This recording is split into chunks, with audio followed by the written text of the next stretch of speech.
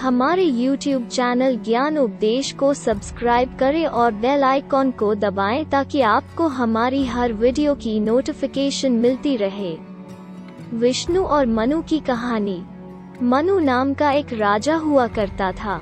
वो सूर्यदेव का पुत्र था। जब समय आया मनु के वन जाने का, तो उन्होंने अपने पुत्र को राज्य सौंप दिया। तब मनु पर्वत मलाया की तलहटी में गए और तपस्या करने लगे। हजारों और हजारों साल बीत गए। मनु की ध्यान की शक्तियाँ ऐसी थीं कि ब्रह्मा उनके सामने प्रकट हुए। मैं तुम्हारी प्रार्थना से प्रसन्न हूँ, ब्रह्मा ने कहा। वरदान मांगो, मनु ने कहा। मेरे पास केवल एक वरदान मांगने के लिए है। जल्द ही एक प्रलय आएगी और दुनिया अब अस्तित्व में नहीं होगी। कृपया मुझे यह वरदान दे कि मैं वो मनुष्य हूँगा जो दुनिया को बचाएगा। ब्रह्मा ने आसानी से यह वरदान दे दिया। दिन बीतते गए। एक विशेष अवसर पर मनु अपने धर्मोपदेश के पास एक तालाब में स्नान कर रहा था। उसने अपने हाथों को पानी में डुबोया ताकि वो अपने पूर्वजों को थोड़ा पानी दे सके। जब उसने अपने हाथों को ऊपर उठाया तो उसने पाया कि एक छोटी मछली पानी में तैर रही थी। मनु को छोटी मछली को मारने की कोई इच्छा नहीं थी। उन्होंने इसे ध्यान से अपने जल पात्र कमंडलू में रखा। लेकिन छोटी मछली बढ़ने लगी और एक दिन के भीतर यह लंबाई में 16 उंगलियां थी। मुझे बचाओ राजा, मछली ने कहा। यह पानी का बर्तन मेरे लिए बहुत छोटा है।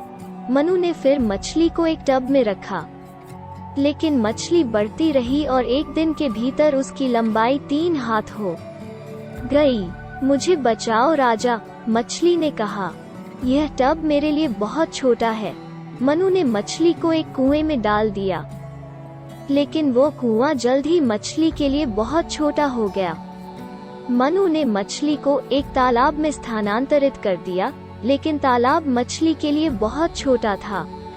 मनु ने अब मछली को पवित्र गंगा नदी में डाल दिया, लेकिन यहाँ तक गंगा नदी मछली के लिए बहुत छोटी थी। अंत में मनु ने मछली को सागर में स्थानांतरित कर दिया। वहाँ मछली इतनी बढ़ गई कि उसने जल्द ही पूरे महासागर पर कब्जा कर लिया। तुम कौन हो? मनु ने पूछा। मैंने ऐसे अजूबों के बारे में कभी नहीं देखा या सुना है। क्या आप एक ऐसे दानव हैं जो मुझे अपने भ्रम से बहका रहे हैं? नहीं, मुझे नहीं लगता कि आप एक दानव हैं। आप स्वयं महान विष्णु होने चाहिए। कृपया मुझे सच बताएं और संतुष्ट करें मेरी उत्सुकता। विष्णु ने तब खुलासा किया कि यह वास्तव में विष्णु थे जिसने मछली का रूप धारण किया था। उन्होंने मनु से कहा कि पृथ्वी जल्द ही पानी से भर जाएगी। विष्णु को देवताओं द्वारा निर्मित एक नाव मिली थी, लेकिन एक कथा के अनुसार मनु को खुद नाव बनाने के लिए कहा गया था। जब पृथ्वी पर बाढ़ आ गई थी, मनु को सभी जीवित प्राणियों को नाव में रखना था और इस तरह उन्हें बचाना था। विष्णु स्वयं मछली के रूप में पहुँचेंगे और मनु को नाव को मछली के सींग से बांधना था। इस प्रकार जीवित प्राणियों को बचाया जाएगा और जब बाढ़ का पानी उतरेगा तो मनु दुनिया को आबाद कर सकते थे और उस पर शासन कर सकते थे। विष्णु गायब हो गए और 100 साल तक धरती पर भयानक सूखा पड़ा। सूखे के कारण अकाल पड़ा और लोग भूखमरी से मर गए। इस बीच सूरज आग उगलता रहा और पूरी दुनिया जल गई। जब सब कुछ जलकर राख हो गया तो आसमान में काले बादल छा गए। ये वे बादल हैं जो विनाश के समय दिखाई देते हैं और 7 श्रेणी हैं। कुश के बादल जिन्हें संवट के नाम से जाना जाता है वो है भीमानंद, द्रोण, चांद, वालहाका। विद्यापति और कोना के नाम से जाना जाता है। बादलों से बारिश शुरू हुई और जल्द ही पानी ने पूरी पृथ्वी को घेर लिया। भूमि का द्रव्यमान भर गया था।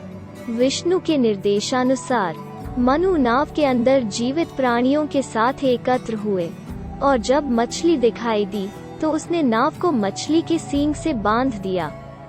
मछली द्वारा घबराए और घसीटते हुए मनु ने विष्णु से कई सवाल किए।